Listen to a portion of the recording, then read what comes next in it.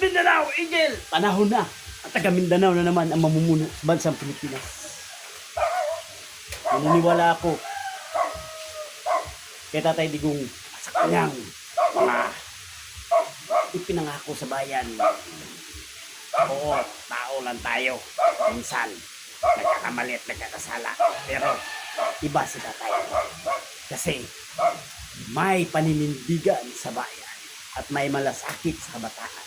Kaya, panahon na. Taga Mindanao naman, mamuno sa bansang Pilipinas.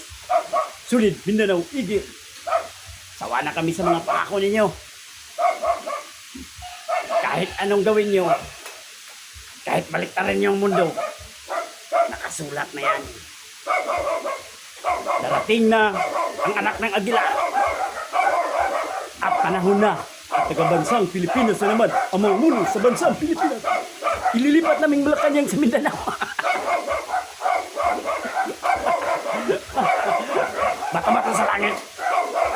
Tamaan kayo. Magalit na kayo. Dahil taga Mindanao, tulad sa Punta Eagle.